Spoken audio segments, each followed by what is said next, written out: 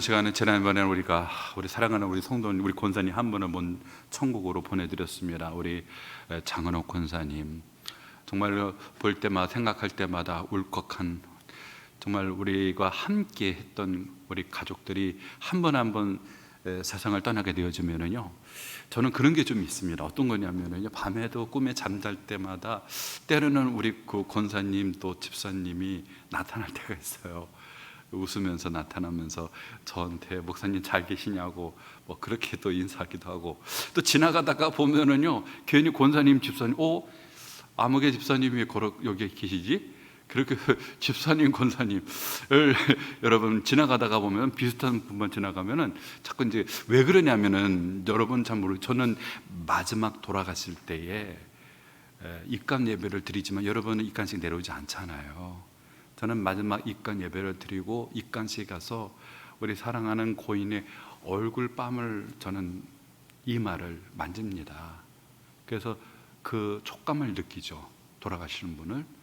그러다 보니 그 얼굴과 그 인상, 그 마지막의 얼굴과 인상이 저한테 잔상으로 많이 남아요. 그러다 보면은 이렇게 물컥 떠오를 때가 있어요. 장은옥 권사님이 돌아가시고 나니까 1년 전에 딱 8월 24일 날 장신 권사님이 돌아가셔서, 이게 오버랩이 되면서 권사님에 대한 생각이 나고, 또 우리 장은옥 권사님 또 생각이 나고, 마치 내 가족이, 우리 가족이 한 분 한 분 이렇게 떠나서 지금 하나님 아버지가 계시는 천국으로 한 분 한 분 입성해 가고, 이제 순서를 따라 언젠지는 모르겠지만 저도 이제 하나님의 부름을 받으면은 정말 천국에 가서 우리 사랑하는 우리 권사님 또 집사님 또 장로님들을 우리가 뵙지 않을까, 그러한 마음. 그래서 천국이 뭡냐 여러분, 멀리 있다고 느껴지지가 않아요. 가깝게 느껴집니다. 전에는 천국이 좀 애매모호하고 멀리 느껴졌는데, 저희 어머님도 가 계시고 저희 장인어른도 거기 가 계시고, 내 주변에 가깝게 사랑하는 분들이 한 분 한 분 떠나서 천국에 가 있는 모습을 보니까 천국이 멀리 느껴지지 않고요, 가깝게 느껴지는 거예요. 가깝게 느껴지는 거예요. 내 사랑하는 분들이, 함께 주를 섬겼던 분들이, 함께 또 교회 행사가 있으면 같이 했던 그런 분들이 천국에 먼저 가 있는 그 모습을 항상 생각하면서 언젠가는 그분들을 또 만나고, 또 어떨 때는 죄송할 때가 있어요. 제가 살아생 전에 더 잘해드려야 되는 건데, 그런 정말 죄송한 마음이 들 때도 많고, 좀 섭섭하지는 않았을까, 저에 대해서도 섭섭해하지는 않았을까, 뭐 이런 생각을 많이 가질 때도 있죠. 오늘 우리가 함께해서 본 본문의 말씀, 자는 자들에 대한 이야기죠. 하나님을 기쁘시게 한 삶에 대한 세 번째 주제였죠. 첫 번째는 뭡니까 여러분? 거룩이었고, 두 번째는 사랑에 대한 이야기였고, 세 번째는 뭐죠? 바로 오늘 자는 자들. 자는 자는 은유법을 쓴 거죠. 뭡니까? 돌아가신 분들이죠. 하나님의 부름을 받고 돌아가는 분인데, 왜 이 주제를 가지고 바울이 다루는가? 전에 말씀드린 데살로니가 후서 또 다룹니다, 바울이. 그때는 좀 더 바울의 어조가 강해요. 왜냐하면 오해를 하는 분들이 있는데, 바울이 권면을 했는데, 이 데살로니가 전서를 보냈는데도 불구하고 교정이 되지 아니고, 그 가운데 좀 안 좋은 쪽으로 심화되는 사람들이 있었어요. 그러니까 바울이 이 부분에 대해서 다시 한번 집중적으로 얘기하면서 강한 어조로 봅니다. 일하기 싫은 자는 먹지도 말라라고 바울이 얘기하잖아요. 이게 여러분, 주님이 이제 가깝다, 종말이 가깝다 막 하니까 어떻습니까? 뭐 일할 필요가 뭐 있어, 이제 주님이 이제 오시면 맞이할 준비해야 되지 하면서 일 안 하고 일만 만들고, 다른 성도들의 경제적인 부담감을 주는 사람들이 있었다는 거죠. 그러니까 바울이 오죽하면 일하기 싫으면은 먹지 말라 그러고 바울이 강하게 얘기하면서, 뭡니까 여러분, 안 믿는 매인들이 너희들이 그 단정치 못하는 그런 행동을 가지고 하나님을 평가할까 봐, 바울은 그게 정말 여러분 염려스러운 것이죠. 오늘 여러분 우리가 알려질 4장 여러분 13절, 형제들아 자는 자들에 관하여는 너희가 알지 못함을 우리가 원하지 않는다. 너희가 알지 못함을 원하지 않는다는 건 뭡니까 여러분? 너희들이 명확하게 알기를 원한다라는 거예요. 이걸 아셔야 돼요 여러분. 바울이 이 자는 자, 죽음에 대해서 바울은 다 가르쳤어요. 저는 참 많이 반성합니다, 저 스스로도. 3개월밖에 안 됐는데 중대한 진리는 다 가르쳤어요. 중대한 진리를. 제가 어저께와 그저께 이틀 동안 이제 세곡교회 세미나, 개혁주의 설교 세미나 아시죠 여러분? 우리 교회 성도님들도 같이 함께 갔었던 기억도 나는데, 이 개혁주의 설교 세미나 이제 2월에 8월 달에, 이번에는 이제 8월 달에 보면은 이렇게 신조에 대해서, 신앙 고백서에 대해서 이렇게 좀 배웠습니다. 그러니까 16세기 종교 개혁을 일으키면서 이제 어떻습니까? 개혁은 일으켰는데 사람들이 뭘 믿어야 되고 어떻게 행해야 되는지에 대해 정돈을 해줘야 될 거 아니에요? 그러니까 여러 곳에서 벨직 고백서, 스위스 고백서, 프랑스 고백서, 하이델베르크에서 나오는 고백서, 웨스트민스터 고백서, 많은 이제 고백서들이 여기저기서 이제 나와서 이제 성도들을 가르쳐야 되잖아요. 근데 이 모든 고백서가 두물머리와 같이 한 곳에 모인 곳이 뭐냐면 웨스트민스터 신앙 고백서입니다. 그러니까 이전에 보면 프랑스 고백서도 있고, 스위스 추리 고백서도 있고, 하이델베르크 고백서도 있고, 또 벨직 고백서도 있고, 여러분 여러 고백서들이 여기저기서 이제 나라마다 이제 만들어졌는데, 이것이 한 곳으로 취합이 되고 다 모아진 것이 뭐냐면 우리가 고백하는 웨스트민스터 신앙 고백서예요. 고백서 5, 6년의 기간 동안에 150명이 120명의 목사님과 30여 명의 평신도들이 같이 함께 모여가지고 만든 이 신앙의 고백서인데, 이걸 가르쳐야 되는 거죠. 이 고백서를 가르쳐야 돼. 그걸 대요리 아주 요긴하고 핵심된 진리. 성경에서 내가 우리가 무엇을 믿어? 우리가 성경을 읽다 보면 그냥 망망한 그 배 바닷가를 헤엄치는 것 같잖아요, 그렇죠? 그때 우리 신앙의 선배들이 다 그 말씀을 붙들고 연구하면서 가장 경건하고 가장 말씀의 은사를 갖고 있는 분들이 모여가지고 여러 나라에서 고백서 다 거의 다 똑같아요. 다 거의 있느냐 없느냐 그 차이지, 다 그 고백서를 다 취합을 해가지고 우리에게 전수해 주셨다라는 겁니다. 그래서 우리 장로교는요, 여러분 정말 여러분 이 자부심을 가져야 돼요. 우리는 고백교입니다. 고백서가 있는 교회입니다. 죄송하지만 뭐 감리나 뭐 다른 교단도 있잖아요. 성결인데 없어요. 우리만 있어요. 16세기 우리는 루터와 칼빈에 이르는, 존 낙스에 이르는, 그리고 당시에 있는 우리 신앙의 개신교, 우리 개혁 신앙의 그 선배들이 만들어낸 그 고백을 그대로 우리가 전수받아서 그 믿음의 고백을 하는 교회는 우리 장로교입니다. 뿌리가 있는, 족보가 있는 입니다. 다른 곳 교회는 뭐 감리나 성결이나 뭐 침례나 이런 데는 없어요. 우리는 16세 종교 그대로 다 이어받아서 그 신앙의 고백서를 다 이어받은 뿌리가 있는 것입니다. 이걸 우리가 배워야 합니다, 여러분. 배워야 합니다.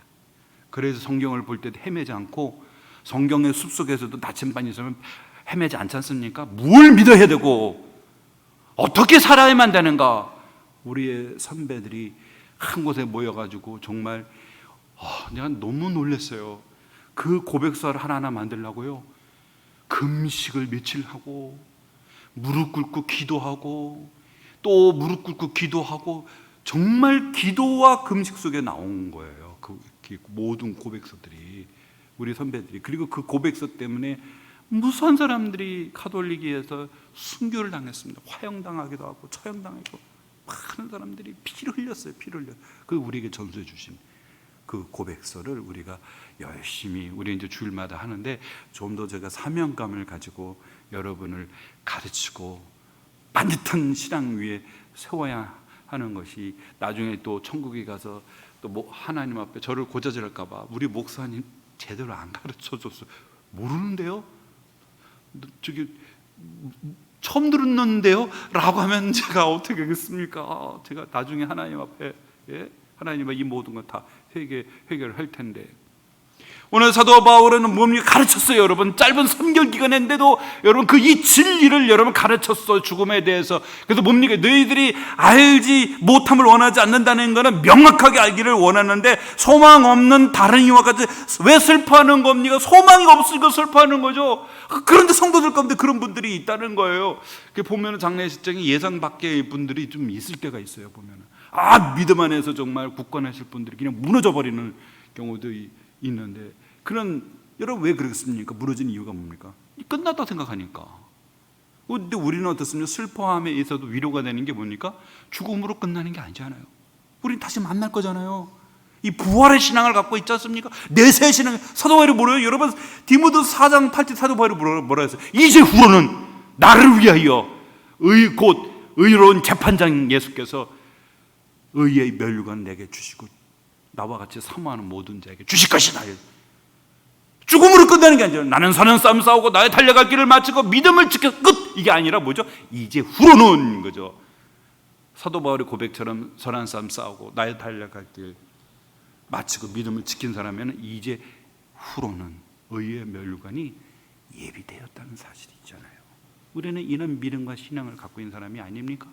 그런데 성도들이 이 진리를 오해해가지고 아이고 주님이 오시기 전에 사랑하는 우리 가족이 믿음의 가족이 먼저 세상을 떠났으니 주님이 오실 때 참여하지 못하는 게 아닌가, 그 강림하실 때 함께하지 못하는 게 아닌가 라고 하는 오해를 가지고 있는 분들이 있었단 말이죠. 그래서 바울이 이 점에 대해서 바르게 교정을 시켜줘야 됐다, 그런 필요를 느끼고 오늘 세 번째 하나님을 기쁘시게 하는 삶에 대해서 이 주제를 가지고 바울이 다루고 있다는 겁니다. 그런데 오늘 본문에 여러분 바울이 다룰 때에 이 전제 조건이 있어요. 오늘 14절 보세요. 우리가 예수께서 죽으셨다가 다시 살아나심을 믿는다면 사실은 이렇게 과도한 슬픔, 절망적인 슬픔, 소망이 없는 사람은 슬픔에 빠지지 않습니다. 이걸 잘 적용을 못해서 그런 거예요. 모든 해법은요, 해결의 열쇠는 바로 이 진리에 대한 고백에 달려 있습니다. 예수께서 죽으심으로 우리 죄를 위해서 십자가 죽으심으로 우리의 모든 죄가 도말했고 3일 만에 주님이 부활하셨을 때 주님의 부활은 새로운 생명으로 부활하셨다, 이걸 믿으면 주님 안에 있는 그 모든 공로가 우리의 것이 되는 거 아닙니까? 우리가 믿는다 할 때 바로 이 진리와 연합이 되어서 주님이 죽으실 때 우리 죄도 주님의 십자가와 함께 죽었고 주님이 3일 만에 부활하셔서 새 생명으로 부활하셨을 때도 우리는 어떻습니까? 믿었기 때문에 그 생명이 우리 것이 되어진다고 한다면 죽음으로 끝나는 건 아니잖아요. 주님의 생명을 갖는 거잖아요. 왜? 믿음으로 주님의 그 생명이 우리 가운데 고동을 치는 거죠. 인간의 그런 생물학적인 생명이 아니잖아요. 성경에 보면 죽었다 살아나는 사건들이 있죠. 엘리야와 엘리사도 죽은, 여러분 어떻습니까? 그 과부, 사렙다 과부의 죽은 아들을 다시 살리는 사건도 있었습니다. 또 죽은 나사로도 일어날 때 나사로도 무덤에서 일어났단 말이에요. 하지만 그들은 다 죽었어요. 지금 나사로 없어요. 그 사렙다 과부의 아들도 없어요. 다 죽었습니다. 그런 생물학적인 생명이 아니라 예수의 그 생명은 영원한 생명이잖아요. 우리가 예수를 믿을 때 주님의 죽으심이 우리의 죽으심이 되고 주님의 생명이 우리의 생명이 되는 게 아닙니까? 그렇다고 한다면 죽음으로 끝나는 게 아니죠. 주님의 그 생명을 갖다면 그 생명은 영원한 생명인데 영원한 생명을 갖는 게 아니겠습니까? 이와 같이 예수 안에서 사는 자들도 하나님이 그와 함께 데리고 오시리라. 여기서 보시면은요, 함께 데리고 온다. 이 데리고 온다는 것은 잡아서 붙들어서 데리고 온다는 거예요. 주님이 재림할 때, 뭡니까? 하나님과 함께 했던, 하나님과 함께 하고 있던 우리의 신앙의 선배들이 하나님이 그들을 잡아서 데리고 이 영광스러운 주님이 재림하는 그날에 그 재림에 함께 동참하게 하신다는 겁니다. 여러분, 예수님이 십자가에 매달렸을 때 좌우편에 강도가 매달렸죠. 이 사람이 처음 둘 다 막 예수님을 향해서 막 모욕에 막 발언했어요. 근데 그 중에 한 명의 강도가 심경이 변화돼서 한편의 강도에게 우리는 우리 주의 합당한 봉을 받지만 이분 그렇지 않다고. 그리고 예수님께 부탁합니다. 예수여, 당신의 나라가 임하거든 나를 기억해 주시옵소서. 그때 주님이 그 강도에게 뭐라고 말했죠? 오늘 네가 나와 함께 낙원에 이르리라 했어요. 그 강도는 죽었습니다. 그리고 그 시신은 수습이 돼가지고 여러분 매장이 됐을 거예요. 하지만 그것을 끝나는 게 아니라 네가 오늘 나와 함께 어디요? 낙원에 이르리라 했어요. 주님과 함께 하나님이 계신 그곳에 여러분 이 강도는 함께하고 있었다는 사실이겠죠. 스데반스는 복음을 전하고 나서 돌에 맞아서 숨겨졌을 때 영안이 열리면서 하나님의 보좌와 우편에 서 계신 예수 그리스도를 영광을 본다. 그리고 돌에 맞아서 스데반 선생님이 그의 얼굴이 천사와 같더라 그랬죠. 스데반 선생님 돌아가셨어요. 죽음으로 끝난 건 아니죠. 어디로 가 계시겠죠? 하나님이 계신 그 영광의 보좌 가운데 그 나라로 들어갔겠죠. 물론 여러분 이것을 신학적으로 볼 때 중간기 단계라고 말해요. 중간기 단계. 기억할 것은요, 우리가 요한계시록을 보면 하나님은 마지막 때에 새하늘과 새 땅, 하나님이 새롭게 이 세상을 창조하시는 이 세상, 여러분 이 세상이 하나님께서 새롭게 창조하실 것입니다. 그리고 우리들의 죽은 우리 육체도, 부패한 육체도 여러분 우리가 영광 가운데 함께 부활하실 것입니다. 근데 많은 분들이 이렇게 여러분 착각하는 경우가 있어요. 어떤 건 착각하냐면 하나님이 종국이 이루어질 종국의 하나님의 나라를 이 세상과 다른 우주의 한 공간에서 만드시는 것처럼 생각하는 분들이 있어요. 근데 그게 아닙니다, 여러분. 여러분이 만약에 하나님이 새로운 공간에서 여러분 하나님이 행하신다고 한다면 굳이 우리 육체를 부활시킬 이유가 뭐가 있겠습니까? 역사 속에서 우리가 이미 썩어서 사라졌는데 부활시킬 이유가 뭐가 있겠어요? 여러분 하나님의 계획은 폐하지 않으셨습니다. 하나님께서 새하늘과 새 땅이라는 것은 하나님이 피조하신 이 세상을 완전히 버리시겠다는 게 아니에요. 하나님께서 창조하신 이 세상을 하나님께서 새롭게 회복시킬 것입니다. 그래서 새하늘과 새 땅이라고 말합니다. 새롭게 회복을 하셨어요. 역사 속에서 흩어졌던 우리들의 육체를 하나님께 영광의 몸으로 부활하셔서 저와 여러분이 새로운 피조물로 창조되는 이 놀라운 역사 속에서 여러분 이 우주 공간에서 우리가 함께 주님과 함께 살아간다는 거죠. 그런 종국이 오기 전에 중간기 단계라고 해서요, 지금 하나님과 함께 영적 세계에 여러분 계시는 거죠. 거기 있다가 지금 돌아가신 우리들의 사랑하는 가족도 다 거기 있다가 여러분 종국에 하나님이 창조하신 새로운 세상 속에서 여러분 우리가 함께 한다는 사실이겠죠.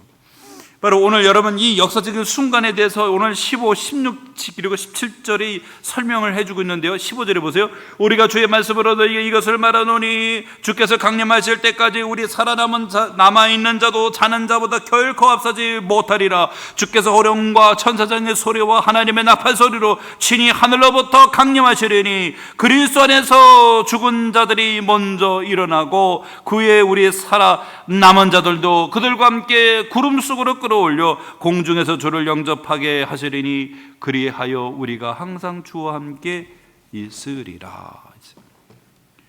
여러분 이 놀라운 하나님의 이 역사에 대해서 주님이 그 강림할 때 일어난 이 역사적인 상황에 대해서 사도 바울이 뭐라고 말하죠? 15절에 우리가 주의 말씀으로 너에게 이것을 말한다.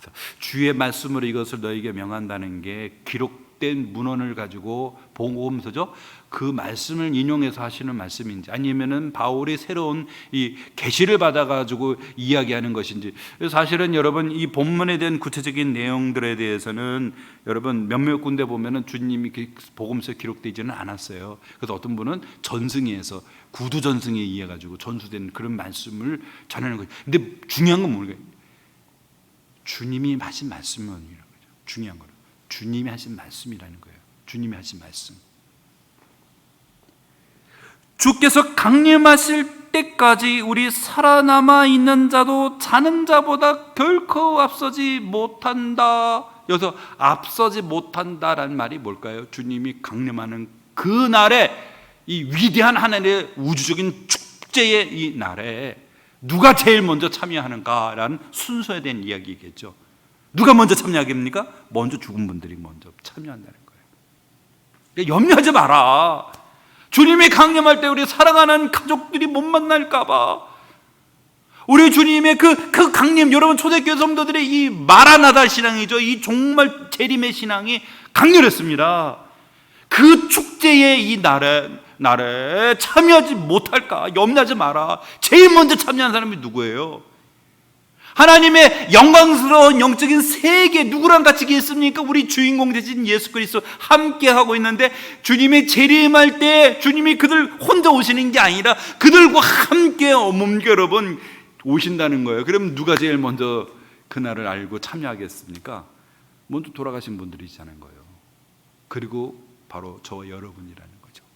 물론 우리가 죽지 않고 살아있으면. 제 어머님이 살아계실 때 항상 저한테 그런 말씀했어요. 주님 언제 오신다냐, 빨리 오셨으면 좋겠다. 근데 저는 어릴 때 속으로, 아니 내가 지금 그래도 결혼은 해야 되지 않나. 네? 그래도 옛날에는 노스트라다무스 뭐 얘기가 1999년은 뭐 지구가 멸망한다고 그랬고 아이들이 모였다면 그런 얘기를 많이 했었거든요.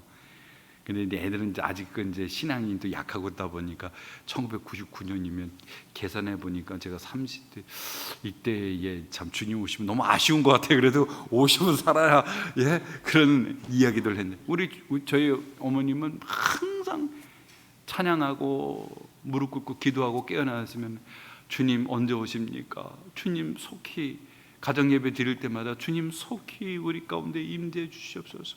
주님 속히 재림해 달라고 속히 주님을 너무 사랑하신다 보니 살아생전에 주님의 그 죽음을 맛보지 않고 살아생전에 주님을 맞이했으면 좋겠다 그렇게 말씀하세요. 그래서 하는 말씀이 야 그러봐라 죽음에 대한 아픔이 없지 않겠니?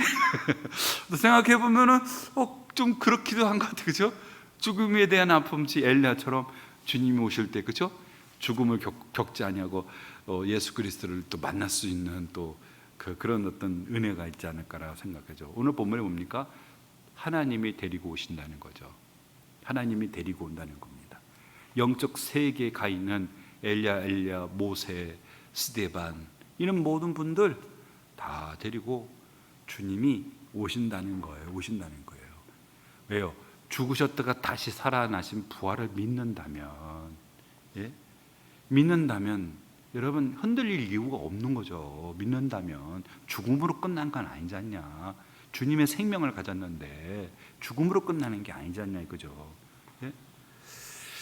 여러분 15절에 보십시오. 우리가 주의 말씀으로 너희에게 이것을 말하노니 주께서 강림하실 때까지 우리 살아남아 있는 자도 자는 자보다 결코 앞서지 못하리라. 주께서 호령과 천사장의 소리와 하나님의 나팔 소리로 친히 하늘로부터 강림하시니. 예수님이 처음에 초림할 때는 조용히 오셨어요. 역사 속에서. 물론 동방박사의 그 별로 동방박사들이 별이 사라지니까 예루살렘에 들어가서 유대인의 왕이 어디서 나냐고 난리가 나가지고 헤롯이 가서 경배하고 어디 있는지 와서 나한테 전해주면 나도 가서 경배하고 싶다. 죽이려고 다 했던 거죠, 그렇죠? 그리고 그 나중에는 이제 동방박사한테 이제 자기가 속았다고 생각하니까 그 지역에서 동방박사가 전해준 나이를 계산해가지고 3살 이하의 아이들을 다 죽였잖아요. 여러분 예수님이 이 역사 속에 오셔서 우주는 몰랐어요. 주님이 오심을 계시받은 사람 외에는 예수님이 이 땅에 오신 것은 몰랐습니다. 하지만 주님이 재림할 때는요 시끌벅적할 겁니다. 온 우주적인 격변이 일어날 거예요. 여기 보십시오 여러분. 호령입니다. 큰 소리로 부르는 거예요. 이게 무엇을 부를까? 여러분 고대에서 왕이 행차를 하거나 왕이 여러 번 방문하면 맨 앞에 있는 사람들이 왕이 행차하신다고 그렇죠? 소리를 지릅니다. 그러한 호령인가 아니면은 모든 죽은 영혼들이 깨어나 일어날 수 있는 걸 알리는 그런 신호로서의 호령인가?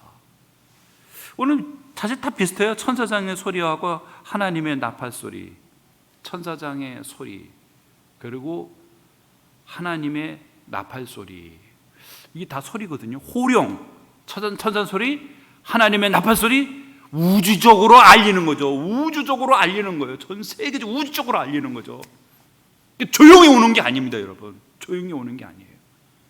초림할 때는 조용히 유대 베들레헴에 마구 약간에서 오셨지만 재림 때는 우주적인 대격변 속에서 큰 소리가 쩌름쩌름하며 천사장의 큰 소리와 함께 하나님의 나팔 소리가 부르짖으면서 예수 그리스도께서 강림하는 그 위대한 강림의 그 시기가 온다는 거죠. 그때 여러분 친히 하늘로부터 강림한다. 여기서 하늘이 가르치는 바가 어딜까요? 하늘이 가르친다는 말은 영적 세계죠. 하나님과 우리 주 예수 그리스도가 계시는 사도 요한이 환상을 통해 봤던, 그렇죠? 그 영적인 세계로부터 여러분 오신다는 거예요. 이때 강림할 때 그리스도 안에서 죽은 자들이 먼저 일어난다 그랬어요. 여기서 일어난다는 게 뭘까요? 요즘에 보면 장례 문화가 여러분 아주 다양합니다. 그래서 보면은 전에는 거의 매장이었잖아요, 그렇죠? 매장이었어요. 근데 우리나라 땅이 좁고 하다 보니 장례 문화가 점점 바뀌면서 지금 거의 화장인 것 같아요. 돌아가시면은 다 매장보다는 화장인 것 같아요. 화장. 전에 제가 섬기던 교회에서는 그 영락공원 있어요. 영락공원. 여러분 아마 가보신 분들 계실 거예요. 그 영락교회 그 교회 묘지죠. 거기는 놀라운 거예요. 그 역사가 100년이 넘다 보니까 그 섬기던 성도들이 다 거기에 매장돼 있잖아요. 아파트에 아파트. 1단지 하면 1단지 가면 몇백 개의 그 무덤 있고요. 2단지. 그럼 2단지도 몇백 개의 무덤 있고요. 그게 뭐 30, 지금은 더 넘었을 거예요 아마요. 아파트 대단지에 대단지. 산을 넘어가 차를 타고 가야 돼요. 차를 타고 가면 거기 또 묘지가 쫙 뭐 있고요. 순서대로 묘비가 착착착착 돼 있어도요. 이 사람 이분들이 참 영락교회를 세울 때에 정말 희생하고 헌신하는 사람들이지 않습니까? 그렇죠? 역사의 산증인들인데 그렇게 이제 섬기던 분들이. 근데 지금은 매장이 아니라 화장이고, 이번엔 이제 수목장 같은 거죠. 나무에다가 이렇게 뿌리기도 하고, 해장도 있어요. 이렇게 바닷가에 배를 타고 가면은 부표가 있어요. 부표. 거기다가 이렇게 이제 그 뭡니까 그 납골 그거를 올려놓으면은 이제 물속으로 들어가요. 들어가서 다양해요. 하지만 여러분 하나님의 능력으로, 하나님의 능력, 무에서 유를 창조하시는 그 하나님의 능력, 흙으로 우리 인간을 빚으신 하나님이 그 하나님의 전능하신 하나님의 능력으로 역사 속에서 죽어서 사라진 우리들이 먼지와 같은 우리들의 육신을 하나님이 새롭게 창조해 주실 것입니다. 하나님이 새롭게 창조하실 것이죠. 그 육체는 어떻습니까? 지금 역사 속에서 노아의 가족, 죽음의 권세가 있지 않습니까? 우리 육신에는 죽음의 그림자와 죽음의 권세가 있지 않습니까? 그래서 우리가 질병에 걸리기도 하고 사고로 다치기도 하고 아프기도 하고 슬프기도 하고, 그렇지 않습니까? 죽음의 그림자와 권세가 우리 가운데 있는데 이 모든 것을 하나님이 걷어내고 영광의 몸으로 더 이상의 죽음의 권세가 왕노릇하지 않냐는 영광의 모습으로, 가장 아름다운 영광의 모습으로 여러분 우리가 변화되어질 것이라고 하는 사실, 오늘 본문이 우리에게 말씀하고 있는 것이 아니겠어요? 이 부활에 대한 구체적인 것은 여러분 고린도전서 15장을 살펴보시면은 아주 사도 바울이 상세하게 설명해주고 있다라고 하는 사실입니다. 그리고 17절에 보세요. 그 후에 우리 살아남은 자들도 그들과 함께 구름 속으로 끌어올려 공중에서 주를 영접하게 하시리니 그리하여 우리가 항상 주와 함께 있으리라. 우리 살아남은 자들도 어떻게 해요? 그들과 함께 어디요? 구름 속으로 끌어올려. 그래서 구름 속으로 끌어올려. 이걸 우리가 뭐냐? 휴거다 이렇게 죠. 옛날에 1992년도에 다미성교회에서 휴거. 서점에 가면 뭐 다 이 책이었어요. 그죠? 이 책이. 예? 휴거다, 휴거. 그래갖고. 예? 내가 만난 예수. 얘기하는 분이었습니다.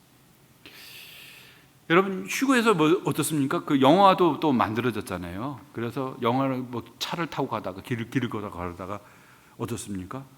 짐승의 표를 받은 사람이 있고 또 하나님의 그 인을 받은 사람들은 어떻게 했습니까? 거기서 바로 올라가요.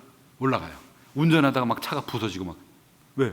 운전자가 휴거해서 다 올라가는 거예요. 근데 짐승의 표를 받은 사람은 못 올라가나 남아있는 거예요. 그럼 여기가 이제 아비규환이 되는 거야. 아비규환이 되니까 얼마나 섬찟하고 두려웁니까? 그러니까 우리도 어떻게 다 하나님의 인을 받아야 되지 않겠어요?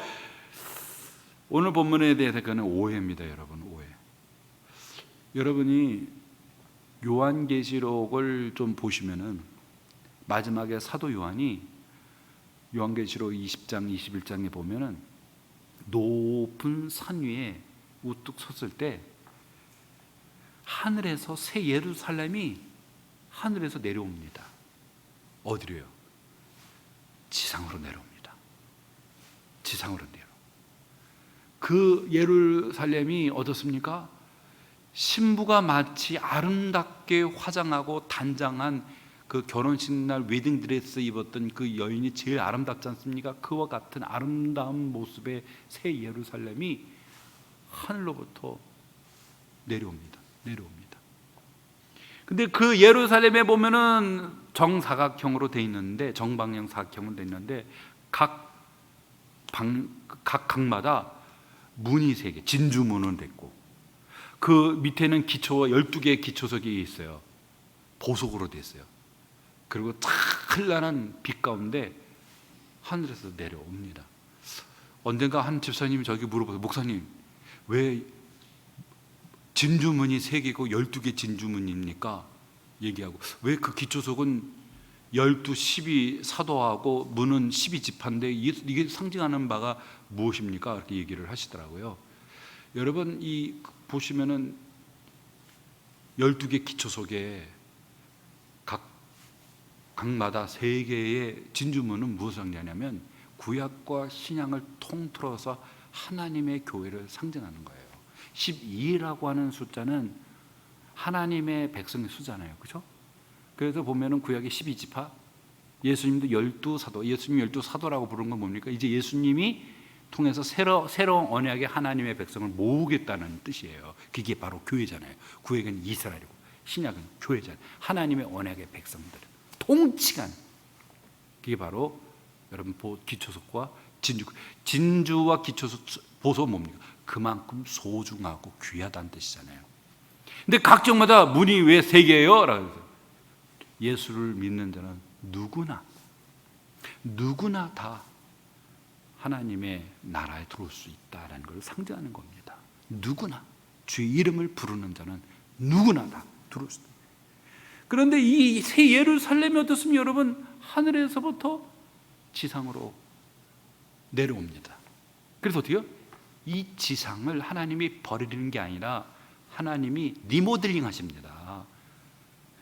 질적으로 차원이 다른 새로운 새하늘과 새 땅 속에 이전 것은 완전히 잊어버릴 만큼 새하늘과 새 땅에 새로운 리모델링을 하셔가지고 이곳에서 여러분 어떻습니까? 처음에 하나님이 에덴 동산을 통해서 하나님의 나라를 꿈꾸셨던 그 하나님의 계획이 없어지는 것이 아니라 이곳에서 하나님의 영광스러운 나라를 이곳에서 세워진다. 톰 나이트라고 하는 분이, 물론 제가 신학적 다로 동의하는 바 아닌데, 그분이 쓰신 하나님의 나라는 그런 책에 보면은 이 창세기와 요한계시록은 성경 전체를 포괄하는 인클루 구조로 돼 있다는 거예요. 창세기하고 요한계시록을 우리가 살피면 하나님의 그 목적이 명확하게 보인다는 거예요. 하나님의 목적이 뭡니까? 하나님의 나라를 세우는 거죠. 그 나라의 청사진이 에덴 동산이 비춰진 거고, 요한계시록에 보면 새 예루살렘이 종국이 완성될 하나님의 나라가, 이것이 바로 우리 66권의 성경이 말하고자 하는 목적이다. 이렇게 이제 여러분 얘기하고 있다는 사실이겠죠. 그래서 여러분 여기서 구름에서 여러분 만난다라고 했는데, 여러분 이걸 아셔야 돼요. 고대는 왕이나 황제가 방문하면 그 도시 안에서 기다리지 않아요. 고대는 왕이나 황제가 방문하면 온 백성들이 왕이나 황제를 맞이하기 위해서, 도시를 방문하는 왕을 위해서 동구 밖으로 다 나와가지고 거기서 환영식을 합니다. 이게 예의예요. 그러니까 구름 속에서 만난다는 게 뭡니까? 주님이 영적인 세계 하늘에서 이제 이 세상으로 주님이 오실 때 그냥 맞이하는 게 아니라 우리가 다 함께, 우리가 전부 다 함께 끌어올려져서 구름 속에서 우리 주 예수 그리스도를 만나서 어디로 내려오는 거예요? 이 지상으로 우리가 내려오는 겁니다. 왜요? 요한계시록의 사도 요한이 환상을 통해 그걸 봤거든요. 비전을 지상으로 내려온다는 거예요. 또 한편은 학자는 이런 말을 해요. 구름에서, 여러분, 공중이다라는 이 표현은 사단의 본고지처럼 은유적으로 쓰였어요. 에베소서 2장 2절에 뭐 공중의 권세 잡은 자 이렇게 했어요. 근데 그런 사단이, 여러분, 이 권자가 있는 그곳에서 주님이 임재한다는 것은 또 한편은 뭘 상징하느냐? 사단의 세력이 무력화됐다는 겁니다. 사단의 나라가 부서졌다는 거예요. 무너졌다는 겁니다.